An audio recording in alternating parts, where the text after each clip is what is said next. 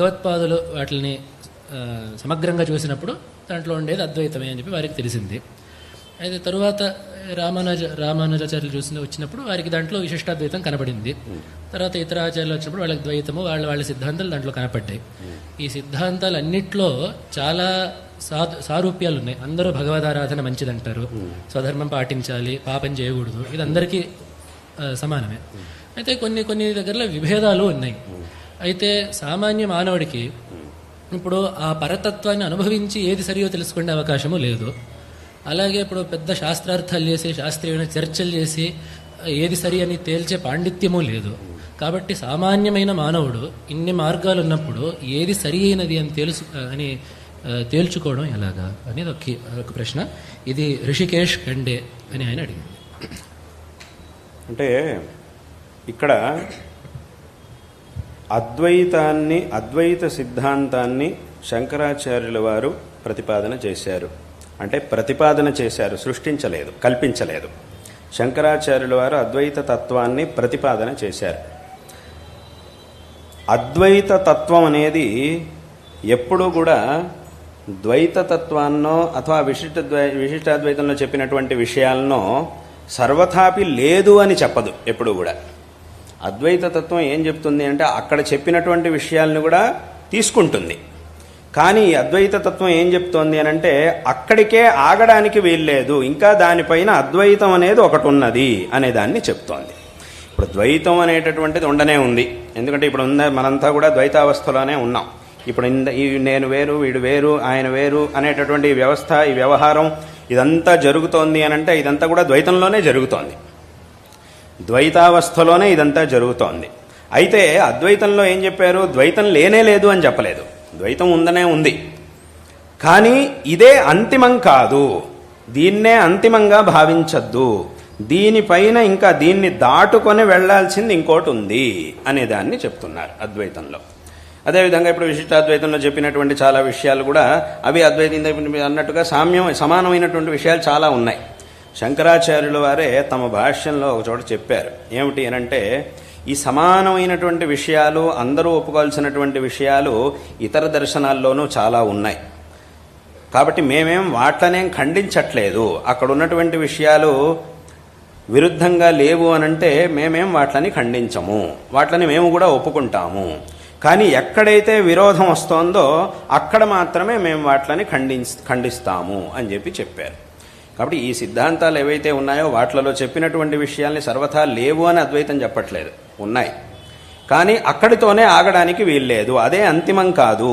వాటన్నిటిని కూడా దాటుకొని, అంటే ఆ భగవద్ ఉపాసన, భగవద్ ఆరాధన వీటన్నిటినీ కూడా చేసి చిత్తశుద్ధిని పొంది ఆ తర్వాత ఈ అద్వైత మార్గంలో వెళ్ళడానికి, అంటే జ్ఞాన మార్గంలో వెళ్ళి ఆ తత్వాన్ని, అద్వైత తత్వాన్ని తెలుసుకొని, అద్వైత సాక్షాత్కారాన్ని తెలుసుకొని మోక్షాన్ని పొందాలి అనేటటువంటి విషయాన్ని శంకరాచార్యుల వారు చెప్పారు.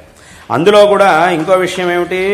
శంకరాచార్యుల వారు ఎక్కడైతే సమానంగా ఉన్నాయో, విరుద్ధంగా లేవో అటువంటి వాటిని మేము కూడా తీసుకుంటాము, ఎక్కడైతే విరుద్ధంగా ఉన్నాయో అటువంటి వాటిని మేము తీసుకోము, వాటిని ఖండిస్తాము అని శంకరాచార్యుల వారు చెప్పారు అనంటే ఆ విరోధం అనేది ఎవరికి? శంకరాచార్యుల వారికి కాదు. అంటే వేరే సిద్ధాంతంలో శంకరాచార్యుల వారికి ఇది నచ్చలేదు కాబట్టి దాన్ని ఖండించారు, ఇది నచ్చింది కాబట్టి వారు తీసుకున్నారు అనంటే ఇక్కడ నచ్చడం నచ్చకపోవడం అనేది శంకరులకి స్వైయక్తికంగా కాదు. శంకరాచార్యుల వారు ఏమన్నారు? దుస్తర్కాత్ సువిరమ్యతాం శృతిమతస్తర్కోనుసంధీయతాం అని అన్నారు. నువ్వు ఏం మాట్లాడినా కూడా అది వేద సమ్మతంగా ఉండాలి, శృతి సమ్మతమైనటువంటివి. ఎందుకంటే ఇవన్నీ కూడా ఈ తత్వం అనేది ఏదైతే ఉందో, ఇప్పుడు లౌకికంగా మనం చూసినప్పుడు ఇక్కడ ఫలానా వ్యక్తి ఉన్నాడా అని అడిగినప్పుడు మనం చూస్తాం, కంటితో చూస్తాం, ఆయన ఉన్నాడు, ఇక్కడే ఉన్నాడు, ఇంతసేపటి నుంచి ఇక్కడ ఉన్నాడు అని మనం కళ్ళతో చూసేస్తాం, చెప్పేస్తాం. కానీ ఈ తత్వం అనేది ఊరికే ఏదో ఒకసారి అలా కళ్ళతో చూసి చెప్పేటటువంటి విషయం కాదు, ఇది చాలా గంభీరమైనటువంటి విషయం. ఇంత గంభీరమైనటువంటి విషయాన్ని చెప్పాలి అనంటే ఏదో ఒక మూల ప్రమాణాన్ని పెట్టుకొని చెప్పాలి. కాబట్టి మన ఇష్టం వచ్చినట్టుగా ఒక్కొక్కళ్ళు ఒక్కొక్క రకంగా చెప్పుకుంటూ పోతే ఇంకా చివరికి గందరగోళమే మిగులుతుంది. కాబట్టి ఏం చెప్పినా కూడా ప్రమాణాన్ని పెట్టుకొని చెప్పాలి. ప్రమాణాలన్నిటిలోనూ కూడా ఉత్కృష్టమైనటువంటి ప్రమాణం ఏమిటి అనంటే వేదం, శృతులు. ఆ శృతులే అత్యంత ఉత్కృష్టమైనటువంటి ప్రమాణాలు. కాబట్టి నువ్వు ఏం మాట్లాడినా కూడా అది శృతి సమ్మతంగా ఉండాలి. శృతి సమ్మతంగా ఉంది అని అంటే అప్పుడు నేను కూడా దాన్ని ఖచ్చితంగా అంగీకరిస్తాను. అది గనక శృతి సమ్మతంగా లేదు అని అంటే అప్పుడు నేను దాన్ని అంగీకరించేది లేదు అని శంకరాచార్యుల వారు చెప్పారు. కాబట్టి నువ్వు చెప్పేది సరిగ్గా ఉందా లేదా అనేది నిర్ణయించాల్సింది, అది నచ్చాల్సింది నచ్చకపోవాల్సింది నాకు కాదు, శృతికి, వేదానికి. అంటే అది వేదసమ్మతంగా ఉండాలి. వేదసమ్మతంగా ఉంది అని అంటే ఒప్పుకుంటాం, లేదంటే లేదు అనేది శంకరుల యొక్క అభిప్రాయం. కాబట్టి శంకరాచార్యుల వారు ఏం చేశారు అనంటే సంపూర్ణంగా వేదములన్నింటినీ కూడా చూసి అవలోకన చేసి విచారణ చేసి ఏం ప్రతిపాదించారు అనంటే ద్వైతం అనేది మామూలుగా వ్యావహారికంగా ఉండనే ఉంది, కానీ అక్కడితో ఆగడానికి వీల్లేదు. అంతిమమైనటువంటిది ఏమిటి అనంటే అద్వైత తత్వం. కాబట్టి అందరూ కూడా, అందుకే శంకరాచార్యుల వారు ఇదంతా కూడా విచారణ చేసి చివరికి ప్రతిపాదన చేసింది ఏమిటి అనంటే అందరూ కూడా తమ యొక్క స్వధర్మాచరణ, భగవదారాధన వీటన్నిటినీ కూడా చక్కగా చేసి, అంటే దీన్నే కర్మ మార్గం భక్తి మార్గం అని అంటారు. ఈ కర్మ మార్గాన్ని భక్తి మార్గాన్ని అందరూ కూడా చక్కగా ఆచరించి చిత్తశుద్ధిని తెచ్చుకొని ఆ తర్వాత జ్ఞాన మార్గంలోకి వెళ్ళాలి.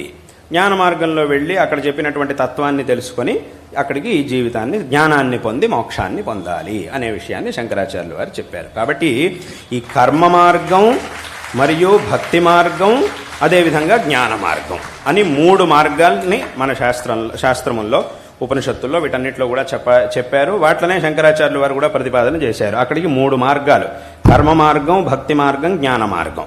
మళ్ళీ ఈ 3 మార్గాల్లోనూ జ్ఞాన మార్గం అనేది చివరిది. దానికంటే ముందు కర్మ మార్గం మరియు భక్తి మార్గం. కర్మ మార్గం అనంటే మనకి చెప్పబడినటువంటి స్వధర్మాన్ని ఆచరించడం, స్వధర్మంలో చెప్పబడినటువంటి కర్మలన్నింటినీ కూడా చేయడం, అది ధర్మ మార్గం అని అంటే. అదే కర్మ మార్గం అని అంటే. భక్తి మార్గం అని అంటే ఆ భగవంతుణ్ణి ఆరాధించడం అనేది భక్తి మార్గం. ఈ రెండింటినీ చేయగా చేయగా చేయగా ఏమవుతుంది అనంటే మనకి విశేషమైనటువంటి యోగ్యత వస్తుంది. ఆ యోగ్యత వచ్చినప్పుడు జ్ఞాన మార్గంలోకి మనం ప్రవేశించగలుగుతాం. ఆ జ్ఞాన మార్గంలోకి ప్రవేశించి జ్ఞాన మార్గంలో ముందుకెళ్ళాక మన జ్ఞానం వస్తుంది. ఆ తర్వాత ఆ మోక్షాన్ని మనం పొందగలుగుతాం. కాబట్టి ఈ విధంగా వీటన్నిటికీ కూడా సమన్వయం చేసుకొని అవిరుద్ధమైనటువంటి ఏ దర్శనమైనా సరే, ఏదైనా ద్వైతమైనా అద్వైతమైనా విశిష్టాద్వైతమైనా ఏమైనా సరే, శంకరులు చెప్పింది ఏమిటి అనంటే ఏం చెప్పినా కూడా అది వేదసమ్మతంగా ఉండాలి. వేదసమ్మతమైనటువంటి విషయం ఏదైనా సరే మేము తీసుకుంటాం, అది ఎక్కడున్నా సరే మేము తీసుకుంటాం. వేదసమ్మతంగా లేదు అనంటే దాన్ని తీసుకోవడానికి వీల్లేదు. సరే, ఇది శాస్త్రముల్లో ఉండేటటువంటి చర్చ.